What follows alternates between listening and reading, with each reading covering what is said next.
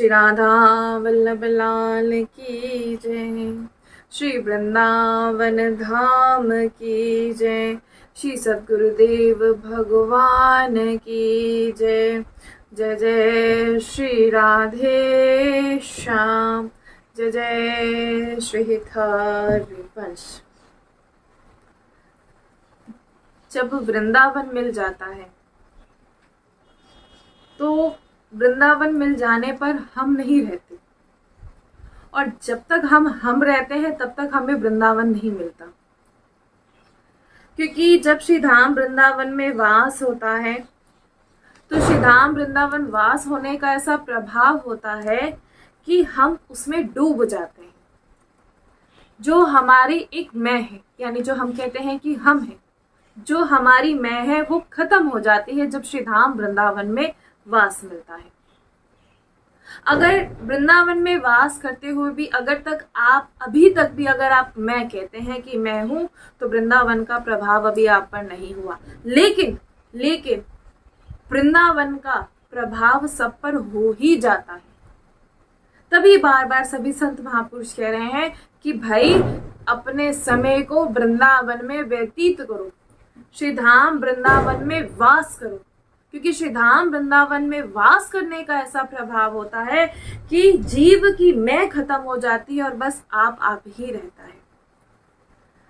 जब हमें प्रभु से, जब हमारी भगवान में सच्ची शरणागति हो, तो जीवन में एक बात ध्यान रखिएगा, तो भगवान से वो निश्चित जो शरणागति हमारी प्रभु के लिए है, तो वो निश्चित ही हमें प्रभु से मिला देती है।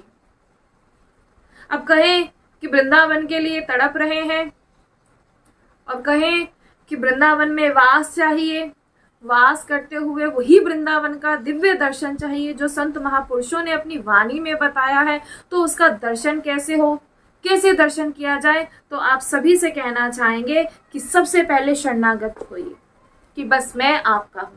और निश्चित ही जिस दिन आप शरणागत हो जाएंगे, भगवान के शरणागत हो जाएंगे, प्रभु के शरणागत हो जाएंगे, यहाँ श्री धाम वृंदावन में प्रिया लाल के शरणागत हो जाएंगे, तो ये बात यकीन मानिएगा आपको वो निश्चित ही प्रिया प्रीतम से मिला देगी।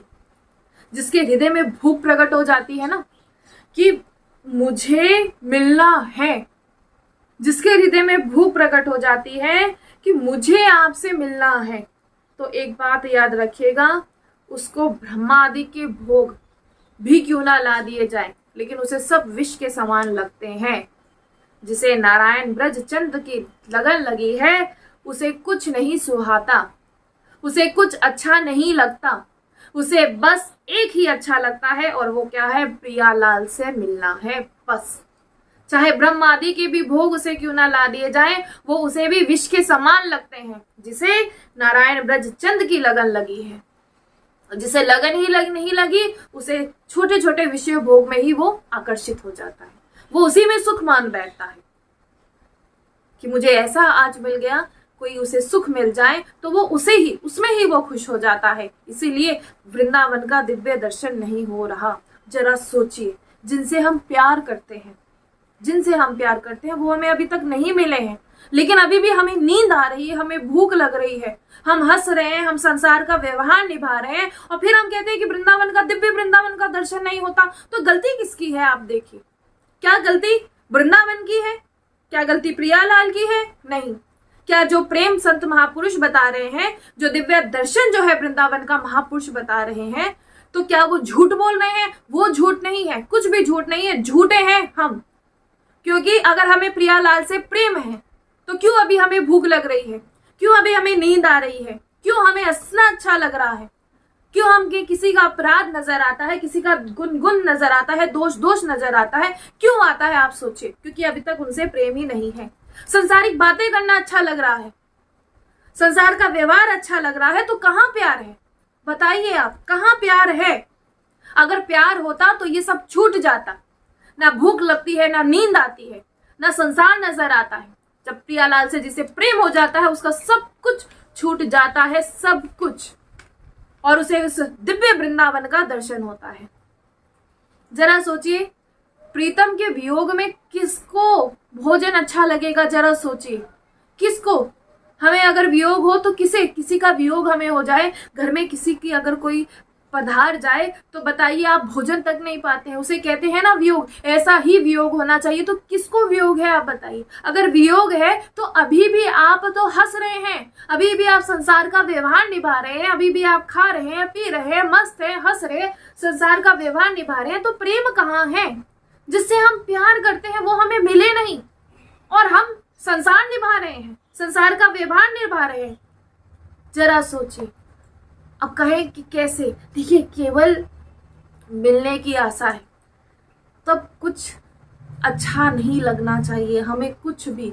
हमें ये संसार के विषय भोग बिल्कुल भी अच्छे नहीं लगने चाहिए। हमें हर समय प्रिया प्रीतम, हर समय उनका चिंतन करना चाहिए। जैसे हमें वियोग तभी उसे खा जाता है, जब तक विरह नहीं होगा तब तक कैसे वो आपको मिलेंगे आप बताइए। विरह नहीं है, वियोग नहीं है और हम संसार में मस्त हैं, मगन हैं, तो कैसे प्रभु मिल सकते हैं? इसलिए इस बात को जानिए। अभी हमें बहुत सी बातें करना, संसार का व्यवहार करना, हंसी मजाक, रोना सोना, ये सब विषय भोग हम सब भोग रहे हैं। आप सभी देखिए, हमें सारे विषय भोग हमें अच्छे लग रहे हैं। जिसके भीतर हरि मिलन का उत्साह आ जाता है ना, उसे ये सब बेकार लगते हैं। जिसे भूख लग जाए एक बार प्रिया लाल की, तो उसे कोई भी समझा नहीं सकता। जिसे एक बार भी भूख लग जाए प्रिया लाल की, उसे कोई नहीं समझा सकता, ना उसे कोई शांत कर सकता है। ना उसे भूख लगती है, ना उसे कुछ अच्छा लगता है, ना उसे संसार अच्छा लगता है। वो सिर्फ रोता है तो अपने प्रीतम के लिए रोता है। जिसके हृदय में मिलन की चाह प्रकट हो गई है, कहते तिरुवन, ये तीनों लोक में ऐसा कोई भोग नहीं है जो उसकी चाह को मिटा दे। जिसके भीतर ऐसी चाह आ जाए, तीनों लोक में ऐसा कोई भोग नहीं है जो इस चाह को मिटा दे। कोई ऐसा भोग नहीं है। इसलिए जानिए, चाह क्यों नहीं आ रही है, क्यों इतना हमें विरह नहीं है, क्यों अभी भी हम संसार की ओर भागते हैं, क्यों अभी भी हम बहुत प्रयास करते हैं कि इनकी तरफ मन लगाया जाए, लेकिन ऐसा नहीं हो पा रहा। उसका एकमात्र कारण है कि हम जो ये भोग सामग्रियां भोग रहे हैं, जितनी भोग सामग्रियां आती जाएगी, तो ये बात याद रखिएगा, उतनी ही चाह बढ़ती जाएगी। जितनी भोग सामग्री आती जाएगी, आपकी चाह उतनी बढ़ती जाएगी। जितना संसार उसे घेरता है, उसकी विकलता उतनी ही बढ़ती जाएगी कि मैं और भोगों को भोगूं। जरा सोचिए, भोगों को भोगने के लिए कितना मन में रहता है कि ये भोग भी भोग लूं, ऐसा भोग भी भोग लूं। भोगों के लिए कितना मन उत्साहित रहता है, लेकिन प्रिया प्रीतम के प्रेम के लिए क्यों नहीं रह रहा? जरा सोचिए। जितने भोग हम सभी भोगते हैं, उतनी ही विकलता हमारे हृदय में होती है। ये जो सांसारिक भोग है, सांसारिक विषयों में हम सोच रहे हैं कि हमें तृप्ति हो रही है, तो एक बात याद रखिए, आपको ऐसा लग रहा है कि सांसारिक भोग भोग कर आपको तृप्ति हो रही है। ये आपकी सोच है, लेकिन ऐसा बिल्कुल भी नहीं। हम जितने भोग भोगते हैं, उतनी ही हमारी जो इच्छाएं हैं, उतनी ही हमारी लालसाएं हैं, वो बढ़ती रहती है जितना भोग हम भोगते हैं। इसलिए कहा जा रहा है कि अगर चाहते हैं कि हमें भी वो भूख हो कि हम कब प्रिया लाल से मिलें, फिर चाहे कैसे भी भोग क्यों ना आ जाए, हम उन्हें ठुकरा दें, तो उसके लिए जो संसारिक भोग है उसे आपको छोड़ना होगा। जो हरि मार्ग पर चलने वाला है, उसे संसारिक भोग अच्छे नहीं लगते, उसे तो कुछ भी अच्छा नहीं लगता। वो चाहे बाहर से हंस रहा हो, लेकिन अंदर से वो आपको अंदर ही अंदर उसको एक बात खाई जा रही है। आपको लगेगा कि ये हंस रहा है, ये बोल रहा है, ये हमसे बातें कर रहा है, लेकिन उसको भीतर ही एक बात खाई जाती है कि हाँ, ये दिन भी गया, ये क्षण गया। और मुझे ऐसा लगता है, हमें ऐसा लगता है कि ये जन्म भी चले जाएगा, लेकिन हमारे प्रिया प्रीतम हमसे नहीं मिलेंगे, क्योंकि हमारे अंदर इतनी सामर्थ्य नहीं कि हम भजन कर पाए। जो गुरुजनों ने, जो महापुरुषों ने किया है, जिसे प्रेम होता है ना, उसके मन में ऐसा भाव आता है, जिसे प्रेम होता है कि एक क्षण भी जब उसका व्यतीत होता है, चले जाता है, तो वो विकल हो जाता है, एक क्षण भी अगर उसका व्यतीत हो जाए कि हाय ये क्षण भी गया, ये पल जा रहा है, हमें कब अपने प्रिया प्रीतम मिलेंगे, ऐसा उसको भाव आता है। और अगर वो चाह ही नहीं है तो प्रिया प्रीतम से कैसे मिलन हो सकता है, प्रभु से मिलन कैसे हो सकता है? जब तक चाह नहीं होगी तब तक मिलन कैसे होगा? ये बात जरा आप सोचिए। इन नेत्रों को कुछ अच्छा ही नहीं लगता जिसे प्रिया प्रीतम के दर्शन की अभिलाषा हो जाती है। वो संसार का कैसा भी सुंदर दृश्य क्यों ना देखे, लेकिन उसे कुछ अच्छा नहीं लगता जिसे प्रिया प्रीतम से मिलने की चाह होती है। जरा आप अभी सोचिए, स्थिति कहाँ है हमारी? क्या अभी उस स्थिति में हम सभी हैं? अभी संसार भी अच्छा लग रहा है और एक विषय भोगते हैं तो मन ऐसा लगता है कि और भोग ले। वासनाएं नहीं खत्म हो रही हैं। हर एक, जैसे ही एक वासना की पूर्ति होती है तो दूसरी आ जाती है और हम कहते हैं कि हम प्रभु से प्रेम करते हैं और हम कहते हैं कि हम दिखा रहे हैं। नहीं, ऐसा बिल्कुल भी नहीं। जिसे प्रेम होता है प्रभु से तो उस पर प्रभु ऐसी कृपा करते हैं, प्रभु उस पर ऐसी कृपा करते हैं कि उससे वो अवश्य मिलते हैं। लेकिन इसके लिए पहले हमारी चाह होनी चाहिए, पहले हमारी चाह होनी चाहिए कि हमें उनसे मिलना भी है या नहीं। आप सोचिए, अभी हमें अच्छा लग रहा है तो क्या अच्छा लग रहा है, जरा कभी सोचिएगा। ये बहुत सत्य वचन है, इसीलिए ये कड़वे लगते हैं। अभी हमें संसार भी अच्छा लग रहा है, अभी हमें अपना घर अच्छा लग रहा है, अभी हमें अपनी संपत्ति अच्छी लग रही है, सब कुछ अच्छा लग रहा है, लेकिन एकमात्र अच्छा नहीं लग रहा और वो है प्रियालाल। ये झूठ नहीं, ये सत्य है। जिसे प्रियालाल अच्छे लगते हैं, जिसे प्रियालाल से प्रेम होता है, उसे तो ये संसार भाता ही नहीं। उसे संसार का व्यवहार अच्छा नहीं लगता, ना वो संसार में बोलता है, ना वो किसी से मिलता है। वो सिर्फ एकांत में रहकर वो प्रियालाल का भजन करता है। उसकी रात दिन बस एक ही पुकार रहती है कि हे कुंज बिहारी, हे लाडली जो, आप कृपा करके मेरे नेत्रों के सामने आ जाओ।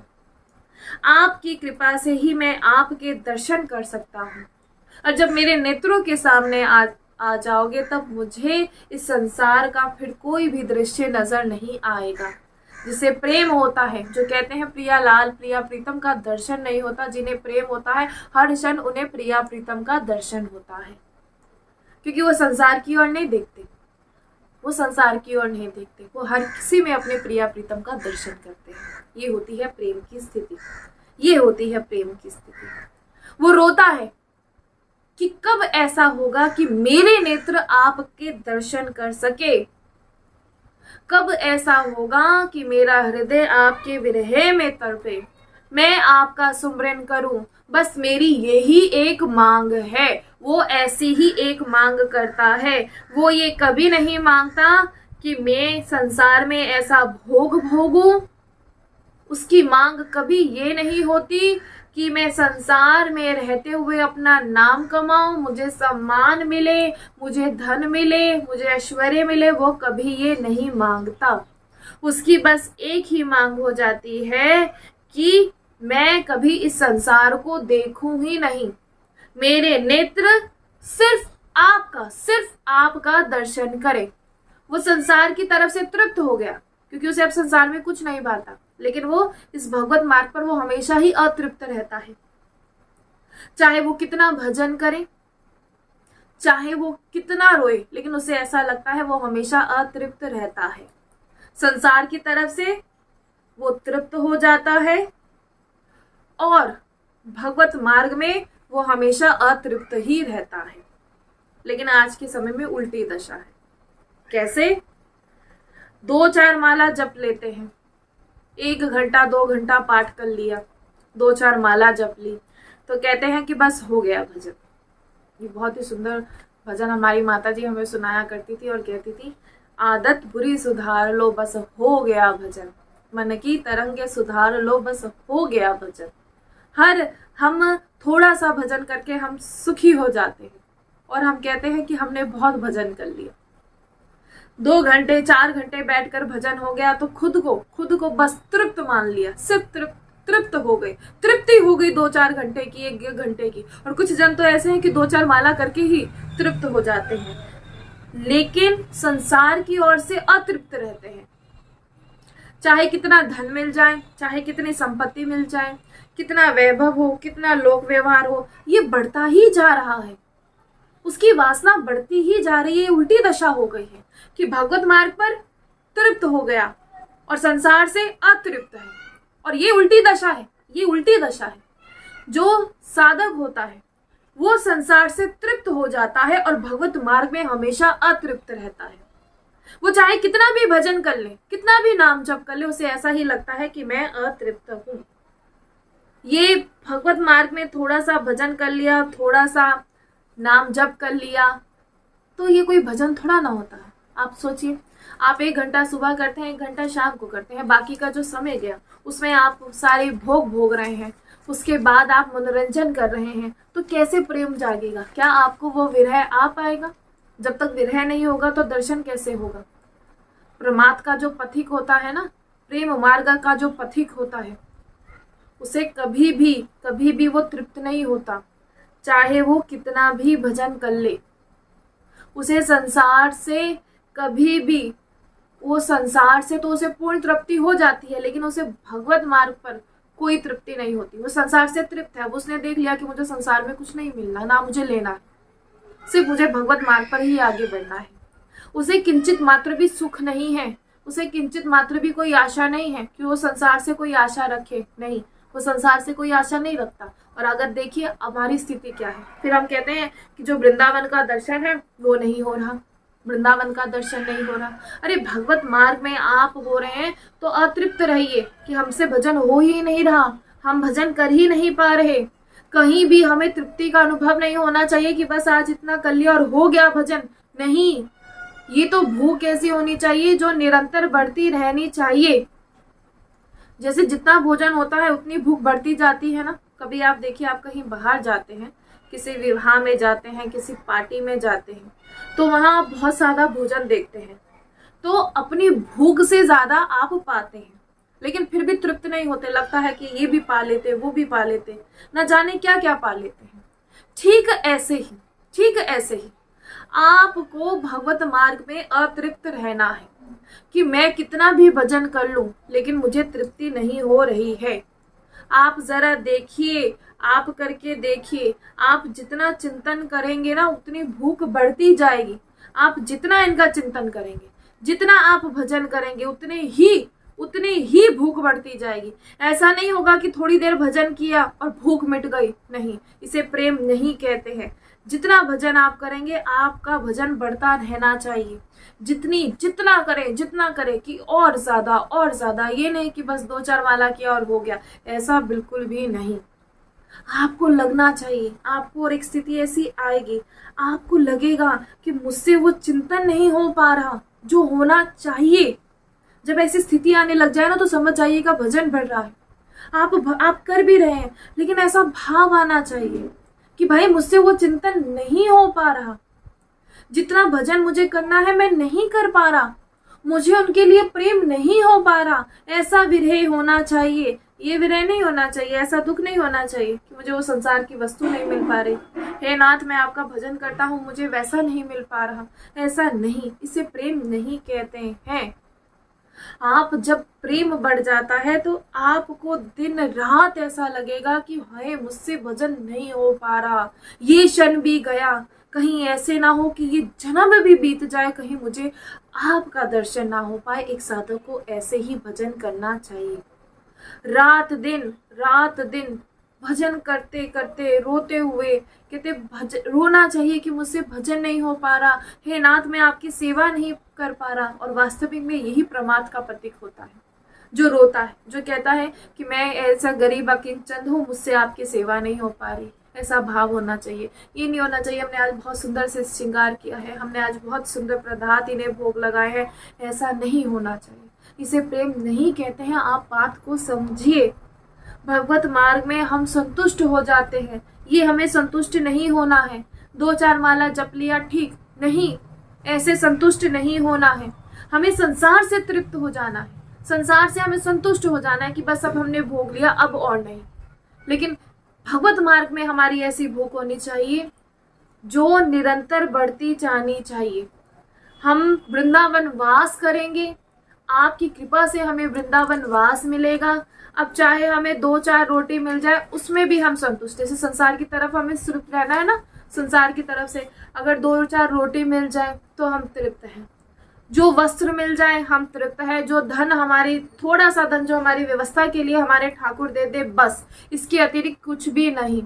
चाहे वो गृहस्थ है चाहे वो वरक्त है, आपको वृंदावन में वास करते हुए जो भी मिले आपको उसमें संतुष्ट हो जाना है। कभी भी लालसा नहीं बढ़ानी है कि काश मुझे ऐसा मिलता, काश मुझे वैसा मिलता। कभी भी लालसा नहीं बढ़ानी है। आप देखिएगा, आपकी जिस दिन इच्छाएं खत्म हो जाएंगी, जिस दिन आप संतुष्ट होना शुरू हो जाएंगे, जिस दिन आप संसार में तृप्त होना शुरू कर देंगे, तो आपकी कामनाओं का नाश हो जाएगा। और जब कामनाओं का नाश होते ही आपकी अखंड समृद्धि आ जाएगी। अखंड समृद्धि का मतलब जानते हैं कि हर समय उनका चिंतन। जब तक हमें ये कामना रहती है ना संसार से, तब तक हमें सुख नजर आ रहा है कि काश ऐसा भोग भोग लें तो हमें सुख मिल जाएगा, हम वैसा भोग भोग लें तो हमें सुख मिल जाएगा। आप कभी भी जो ये सत्संग है ना, इसे जरा ध्यान से सुनिएगा और समझिएगा। बहुत सत्संग सत्य का ज्ञान कराता है। हम सोचते हैं कि हमें ऐसा भोग मिल जाए हम सुखी हो जाएंगे। क्या उस भोग को भोगने के बाद नए भोग भोगने की लालसा नहीं बढ़ती? जब लालसा बढ़ जाती है तो वो इतनी बढ़ जाती है कि उसके पास उसके लिए साधन भी ना हो, लेकिन फिर भी उसका मन करता है कि वो भोग भोगे। जो ये आजकल बालक जो हैं, जो ये आजकल जितने भी गलत कार्य जो हो रहे हैं, कोई चोरी करता है, कोई डकैती करता है, कोई किसी की हत्या करता है, सब किसके लिए हो रहा है? खुद सोचिए। मनुष्य ही मनुष्य की जान का दुश्मन है। ये किस लिए? अपने भोगों की लालसाओं को पूरा करने के लिए। उसकी लालसा इतनी बढ़ जाती है, सोचिए, उससे अपराध तक करा देती है और उससे अपराध हो जाता है, फिर उसे बंदी बनना पड़ता है। ठीक ऐसे ही हमारी जो भोग की लालसाएं हमने इतनी बढ़ा ली है कि उनके जब पूर्ति नहीं हो पाती तो हमारी बुद्धि न जाने क्या क्या सोचती है। अब हम नहीं कर पा रहे तो हम सामने वाले को सोचते हैं कि ये मुझसे आगे जा रहा है, इसका नाश हो जाए। सोचिए, देखिए कैसे कैसे हमारे भीतर भाव आ गए हैं कि ये ऐसा नहीं, ये मुझसे आगे जा रहा है तो इसका नाश हो जाए। और ये कहीं दूर नहीं, अपने ही निज जनों में देखा जाता है। इसीलिए बार बार कहा जा रहा है कि जब तक आप इन कामनाओं की पूर्ति करते रहेंगे, जब तक आपको लग रहा है कि शरीर मैं हूं और शरीर के भोग मेरे लिए हैं, यही घोर अज्ञान है। इसे ही घोर अज्ञान कहा गया है। जब तक मनुष्य ये सोचता है कि ये शरीर मैं हूं और शरीर के जितने भी ये भोग है ये मेरे लिए है, इसी को घोर अज्ञान कहा गया है। जागिए, उठिए। चाहे कैसा भी भेष रख लें, आप किसी भी भेष में चले जाओ, कोई लाभ नहीं मिलेगा। हम सोचें कि साधु संत जैसा भेष धारण करके हो सकता है हमारा जो मन है, हमारा हृदय है, वो परिवर्तित हो जाए। किसी भी भेष में आप रह लीजिए, कोई भी लाभ नहीं मिलेगा।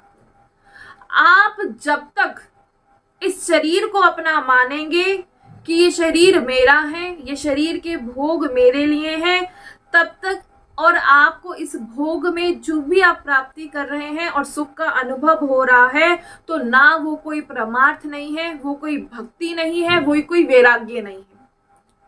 आप किसी भी भेष में चले जाइए, किसी भी, चाहे आप विरक्त का भेष धारण कर लीजिए, लेकिन अभी भी आप शरीर को अपना मान रहे हैं। इसको सुंदर बनाने के लिए, भोग भोगने के लिए आप सुख मान रहे हैं। आप मान रहे हैं कि मैं ऐसा भेष बदलने से कुछ हो जाता है। कुछ भी नहीं हो पाएगा, क्योंकि आपको इस मैं को हटाना है कि मैं नहीं हूं, सब आप हैं। कई बार कहा है कि बिक जाइए।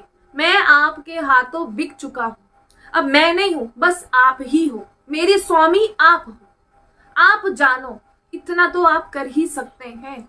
क्योंकि शरीर, ये मैं जो होती है ये खत्म करना बहुत मुश्किल है। आप देखिए ये आपकी मैं ही हमसे क्या क्या करवाती है।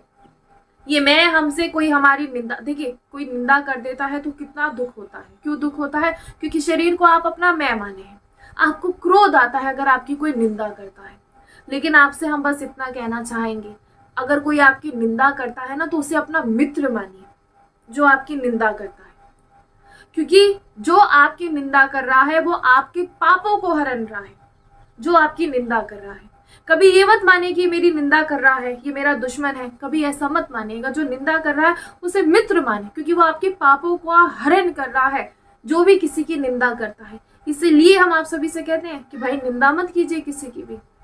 आप जिसकी भी निंदा करते हैं आप उसके पापों को हर रहे हैं, इसलिए निंदा करना बंद कर दीजिए। मैं नहीं हूं, क्यों? क्योंकि मैं आपका हूं। जो मेरी मैं है वो खत्म हो चुकी है। मुझे ऐसी तड़पन होनी चाहिए, मुझे आपके लिए तड़पना है। अगर मैं आपके लिए तड़पा ही नहीं तो क्या फायदा मेरे इस विरक्त भाव का, इस विरक्त भेष का? क्या हुआ मेरे भजन का लाभ जब मैं आपके लिए तड़पा ही नहीं? अगर आज भी जिब्या पर आपका नाम होते, मैं नाम भी जप कर रहा हूं, मैं संसार के भोग भी भोग रहा हूं, तो इसका मतलब मुझे आपसे प्रेम है ही नहीं। क्योंकि जब मुझे आपसे प्रेम होगा तो ये संसार के भोग मेरे लिए तुच्छ हो जाएंगे। जब मुझे आपसे प्रेम होगा, आप जरा सोचिए, जो कहते हैं हम प्रेम मार्ग के पथिक हैं लेकिन फिर भी भोग भोग रहे हैं, तो क्या वो प्रेम मार्ग है? जरा सोचिए आप, क्या वो प्रेम मार्ग है? इसीलिए तो वृंदावन का, जो दिव्य वृंदावन का दर्शन नहीं हो पाता, क्योंकि अभी भी सुखों को भोगने की लालसा है, ये विषय भोगों को भोगने की लालसा है। हम वृंदावन में रहते हुए भी प्रेम से अगर वंचित हैं, हम श्री धाम वृंदावन में आते हुए भी अगर प्रेम से वंचित है, तो इसका तात्पर्य केवल एकमात्र ये है कि हमारा उद्देश्य ठीक नहीं है। ये बात जान लीजिए, हमारी अभी चाह ठीक नहीं है। अगर हम अपनी मान्यता छोड़कर हम सत्संग सुने तो आपकी चाह दृढ़ हो जाएगी, अगर हम अपनी मान्यता को छोड़कर सत्संग सुने। लेकिन हम ऐसा नहीं करते। प्रभु की ही प्रबल माया है कि जो हमारी मान्यता के अनुसार हम शब्द होगा उसे तो हम मान लेंगे, लेकिन जो हमारी मान्यता के अनुसार नहीं होगा उसे हम नहीं मानेंगे, हमारी श्रद्धा नहीं होगी। क्यों? क्योंकि हम अपने अनुसार चलना चाहते हैं। सत्संग कभी आपके अनुसार, हमारे अनुसार नहीं चलेगा। सत्संग हमेशा सत्य बताएगा, और जो इस सत्य में श्रद्धा रखेगा, जो इस सत्य में विश्वास रखेगा, तो उसे प्रभु से मिलन की चाह उसकी प्रबल होगी। जो हमें बहुत समय लग रहा है ना, इतना सत्संग श्रवण कर रहे हैं, कहते हैं जब यहाँ आते हैं, बहुत से जन ऐसे कहते हैं कि दीदी जब यहाँ आते हैं, आपके यहाँ बैठते हैं, तो बिल्कुल जो मन है वो शांत हो जाता है। कभी कोई विषय भोग नहीं भोगते, यहाँ किसी सत्संग में जाकर बैठते हैं या कथा में जाकर बैठते हैं तो सच में कोई मन नहीं करता। तो देखिए वहां कोई जादू नहीं होता, वहां कोई जादू नहीं होता। उस समय आपका मन एक डट कर बैठता है, सत्संग में, कथा में डट कर बैठता है, और आप उसे सुनते हैं और उसे हर एक बात को अपना मानते हैं, और अपने भीतर दोष आपको नजर आते हैं।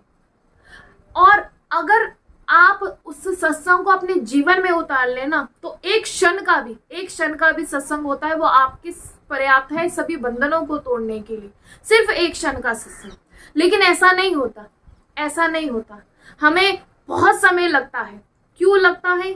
बहुत समय तक सत्संग सुन रहे हैं, बहुत कथाएं श्रवण कर रहे हैं, लेकिन फिर भी कोई फर्क नहीं पड़ रहा। इसका केवल एकमात्र यही कारण है, क्योंकि हम अपने अनुसार चल रहे हैं, अपनी मान्यता के अनुसार सत्संग को सुन रहे हैं। इसका अच्छा लगता है, वहाँ गाने बजाने अच्छे लगते हैं, वहाँ भजन जब चले साथ में सत्संग तो अच्छा लगता है। आजकल कथाओं का स्वरूप ही बदल दिया गया है, कथाओं का स्वरूप ही बदल दिया गया है। कथा कम होती है, गाना बजाना ज्यादा होता है, और उसी को कथा, बहुत सुंदर कथा कह दिया, आहा आनंद आ गया। क्यों? अपनी मान्यता के अनुसार। एक बड़ा विचित्र सा हमने सुना, जब हमें बताया कि भागवत कथा करने के लिए भैया जो गए, तो जब वो आचार्य जी कथा करने के लिए गए तो उन्होंने पूरा जो कथा संक्षेप से जो होती है वो बताना शुरू किया, और उसमें भजन केवल 1 या 2 मात्र थे। लेकिन वहां के जो जन थे उन्होंने कहा कि भाई आपकी कथा सुनकर आनंद नहीं आया, अब अगले दिन आप एक काम कीजिए, भजन बोलिए 4-5, ताकि थोड़ा नाचना गाना हो जाए। अब आप बताइए, अपने अनुसार कथा हो रही है, कथा को इतना बड़ा बड़ा समारोह बनाए जाते हैं, बहुत बड़े बड़े, यानी कथा पर कम ध्यान देकर कि साज और सज्जता पर ज्यादा ध्यान दिया जाता है। क्या ऐसे कथा होती है? क्या ऐसे कथा होती है? अब क्या सुनने वाले को क्या लाभ मिलेगा, क्योंकि उसका ध्यान तो वही है अपने अनुसार, जैसा खुद को चाहे। कथा का स्वरूप ही बदल कर रख दिया है। कथा तो वास्तविक में वो होती है कि ये कोई गाना नहीं, कोई बजाना नहीं, शांत भाव से बैठ जाइए यमुना जी के किनारे पर, कथावाचक एक सिंहासन उस व्यासपीठ पर बैठे, और व्यासपीठ भी ये नहीं कि बहुत सुंदर से सुसज्जित हो, ऐसा नहीं होता। व्यासपीठ बहुत सुंदर से सजाई हो, गोबर से लिपी हुई व्यासपीठ हो, और जो बालू है उस पर बैठकर आप सभी कथा श्रवण करें, इसे कहते हैं कथा। जो कथा पर इतना खर्चा किया जाता है ना, जाकर सेवा कीजिए, जाकर जो भूखे हैं, एक क्या हम तो कहते 3 कन्या का विवाह हो जाए जितना इस कथाओं पर खर्च किया जाता है। कथा का तात्पर्य ये नहीं कि बहुत सुंदर सुंदर, क्योंकि वो आप सबकी मान्यता के अनुसार है, अपनी मान्यता के अनुसार। इसे ही तो घोर ज्ञान कह रहे हैं। खूब कथा करा लीजिए, क्या फर्क मिलेगा, क्या लाभ मिलेगा? कोई लाभ नहीं मिलेगा। कर देख लीजिए। ये थोड़े से शब्द बहुत कड़वे हैं, लेकिन ये सत्य है, ये सत्य है। आपको नित्य सत्संग मिल रहा है, नित्य कथा मिल रही है, कोई आपको खर्च नहीं करना, बस बैठकर सुनना है। आप सुनना नहीं चाहते, क्यों नहीं सुनना चाहते? क्योंकि उसके लिए भजन चलने चाहिए साथ में वो क्या बोलते हैं, वो म्यूजिक बनना चाहिए, तब जाके आनंद आता है, क्योंकि अपनी मान्यता के अनुसार आप सुन रहे हैं, इसीलिए आपका प्रेम नहीं हो पा रहा। ये कृपा छुपी बैठी है, इसे खोज निकालिए। कैसे खोज निकालेंगे? इन विषयों को, अपनी मान्यता जो है इसे परे रखिए और कृपा का अनुभव कीजिए। बड़ी कृपा हुई है कि ठाकुर जी ने ये मनुष्य शरीर दिया है, बड़ी कृपा हुई है, ये मनुष्य शरीर मिला है। यदि इस कृपा को आप व्यर्थ नहीं करना चाहते हैं तो ये जान लीजिए कि बस ये मनुष्य शरीर हमें भगवत प्राप्ति के लिए मिला है, ये बात जान लीजिए। अपनी मान्यता को हटाइए और जो सत्संग कह रहा है उसे सुनिए, जो सत्संग बता रहा है उसे मानिए। ये शरीर मिला है सिर्फ भगवत प्राप्ति के लिए, और ऐसा मानो कि भगवत प्राप्ति के उद्देश्य की पूर्ति के लिए ही हमारी एक सांस व्यतीत होनी चाहिए, सिर्फ भगवत प्राप्ति के उद्देश्य के लिए। इसके लिए हमें क्या करना पड़ेगा? जो प्रेम है, जो प्रेमी जन है, जो रसिक जन है, उनका संग करना होगा। आप ये रसिक जनों का संग, ये भक्त जनों का संग, जो प्रेम में रंगे हुए हैं, पगे हुए हैं रसिक जन, आप इनका संग कोई सामान्य समझते हैं? क्योंकि आपकी मान्यता, इसलिए आप सामान्य समझ रहे हैं। वास्तव में इनका संग के बराबर ना, अगर किसी रसिक जन का, किसी भक्त जन का आपको संग हो जाए, तो इनके संग के बराबर जो ये स्वर्ग या मोक्ष किसी रसिक जन के बराबर नहीं है। ये स्वर्ग भी और मोक्ष भी, तो ये संसार के सुख की बात ही क्या है। आप किसी रसिक जन को अपने धन से नहीं खरीद सकते, आप किसी भक्त को अपने धन से नहीं लुभा सकते कि आप बहुत ज्यादा धनवान हैं, आप उसके लिए कुछ कर दे तो वो आपकी जय जयकार करेगा। बिल्कुल नहीं करेगा। वो सिर्फ अपने प्रिया प्रीतम के लिए जीवित है, वो सिर्फ उसकी हर एक सांस अपने प्रिया प्रीतम के लिए ही समर्पित है। उसकी सांसों पर किसी का अधिकार नहीं है, उसके प्रेम पर किसी का अधिकार नहीं है, उसे संसार से, व्यवहार से कोई मतलब नहीं, क्योंकि वो संसार से तृप्त हो चुका है। वो जान चुका है ये संसार कुछ भी नहीं, वो तृप्त हो चुका है, उसे संसार से कोई भी मांग नहीं है। वो सिर्फ, अगर उसकी मांग बढ़ती है तो मैं ऐसा क्या करूं कि मेरा प्रेम बढ़े। और तभी तो कहा जाता है, अगर ऐसे जनों का संग हो रहा है ना, तो ये बात जान जाइए कि स्वर्ग और मोक्ष भी, कहते हैं स्वर्ग और मोक्ष भी बराबरी नहीं कर सकते किसी रसिक जन का। तो अब आप बताइए संसार की बात क्या है?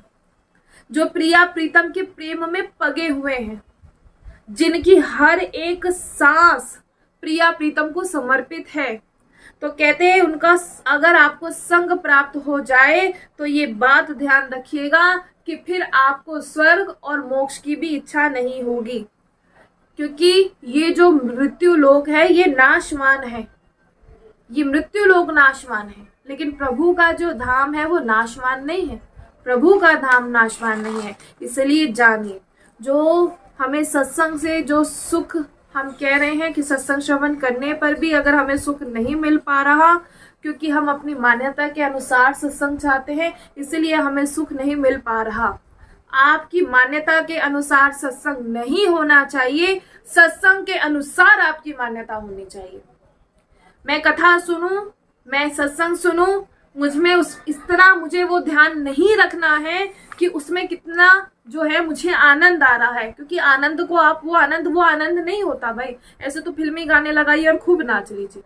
कथा की मर्यादा को जानिए, सत्संग की मर्यादा पहचानिए, सत्संग को अपने अनुसार नहीं, सत्संग के अनुसार चलिए। कुछ समय मन जलेगा, लेकिन फिर प्रभु का जो मिलन है उसकी चाह आपकी बहुत बढ़ने लग जाएगी।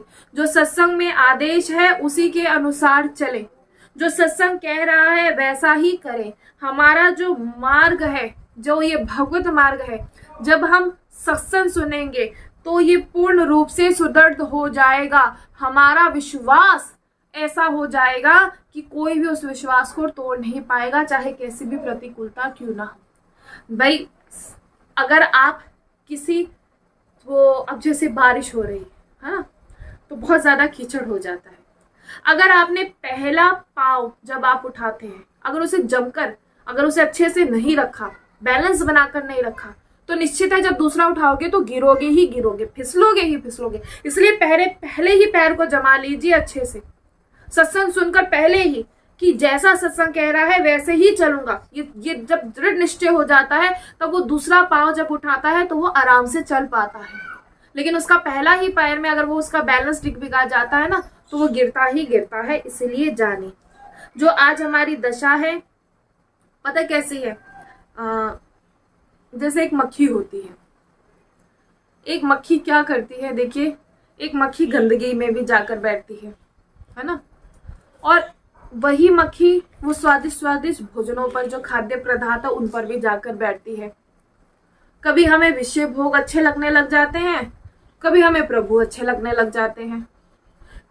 कभी विषय भोगों में ऐसा मन होता है कि बस कैसे ना हो मैं इसे भोग लूं, और कभी प्रभु से इतना प्रेम होता है कि बस सिर्फ प्रभु को कर लूं। तो कह रहे ये दोनों स्थिति नहीं होनी चाहिए। उस मक्खी की तरह अपनी स्थिति मत बनाइए। आपको सिर्फ एकमात्र कि हम भगवत मार्ग के पथिक हैं और हमारा बस एक मन है, और वो किसके लिए, हमारे प्रिया प्रीतम के लिए है। हम प्राण भी त्याग देंगे लेकिन अपना भजन नहीं छोड़ेंगे। हम प्राण त्याग देंगे लेकिन किसी दूसरी और संसार की और हमारी दृष्टि भी नहीं जाएगी। ठीक इसी प्रकार हमें भजन करना है, लेकिन इसमें हमारा जो सहयोग करेगा वो केवल सत्संग ही करेगा, सत्संग के अलावा कुछ नहीं करेगा। और हम जो घोर अज्ञान में हैं कि भाई घोर अज्ञान में कि कुछ देर सत्संग श्रवण कर लिया अपनी मान्यता के अनुसार, कुछ देर कथा श्रवण कर ली अपनी मान्यता के अनुसार, उसके बाद सोचे बहुत फिर संसार के विषय भोग लें, ऐसा बिल्कुल भी नहीं करना है। सत्संग नियमित रूप से सुने और हर समय जिह्वा पर राधा नाम हो। संसार की और बिल्कुल भी ध्यान मत दीजिए। हम बार बार कह रहे हैं, इन विषय भोग जितने भी आप भोगेंगे और लालसा बढ़ती रहेगी, इसलिए इस लालसा को त्याग दीजिए। आप आनंदित हो जाएंगे जिस दिन इच्छाएं शून्य हो जाएंगी, उसी दिन मनुष्य आनंदित हो जाता है। ये सच बात है, करके तो देखिए, बहुत आनंदित हो जाता है जिस दिन इच्छाएं। यहाँ अब क्या है देखिए, करके देखिएगा। यहाँ हमें ऐसा नहीं कि बहुत सुंदर कथा करनी है, कभी मन में कोई ऐसी अभिलाषा नहीं कि जाके ऐसा बैठना है, उस व्यासपीठ पर जाकर बैठना है, बहुत सुंदर कथा करनी है, बहुत से जनों को जोड़ना है, कोई अभिलाषा नहीं। सिर्फ एक सेवा भाव है। चाहे 1 सुने, चाहे 2 सुने, चाहे 10 सुने, चाहे 20 सुने, चाहे 50 सुने, चाहे हजारों सुने, इससे कोई मतलब नहीं। सिर्फ ये है कि जिसके कानों में ये सत्संग जाए वो अपने जीवन में परिवर्तन कर पाए। जिसके कानों में सत्संग जाए, भाई ये कम से कम ये तो जान पाए कि ऐसा नहीं होता कि बड़ी बड़े समारोह करा लेना, बड़ी बड़ी भजन संध्या करा लेना, बड़ी बड़ी वो करा लेना, इससे प्रभु की प्राप्ति होती है, ऐसे नहीं होती। जिसे विरह होता है ना, विरह प्रभु से, उसे तो ये सब कुछ भाता ही नहीं। वो तो चुपचाप पड़ा रहता है और रोता रहता है, उन्हें पुकारता रहता है, उसे ये सब कुछ नहीं भाता। इसलिए ये घोर अज्ञान है, घोर अज्ञान। अभी घोर अज्ञान में जी रहे हैं, वहां से निकलिए वहां से। हमें नहीं कि देख रहे हैं ये जो नाचना गाना, ये उनसे प्रेम नहीं होता। जब नाचा जाता है ना, तब संसार नजर ही नहीं आता। जब वो नचाता है ना, जब वो नचाते हैं तो फिर कोई संसार नजर नहीं आता। फिर ये नहीं होता कि उनको रिझाने के लिए कि संसार को दिखा रहे हैं कि देखो हमारी कैसे हम प्रस्तुत करते हैं, नहीं, उस समय तो कोई होश ही नहीं रहता।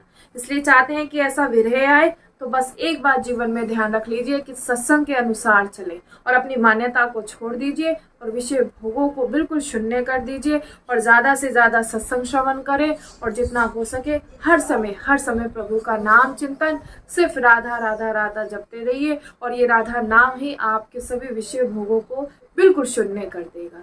श्री राधा वल्लभ लाल की जय।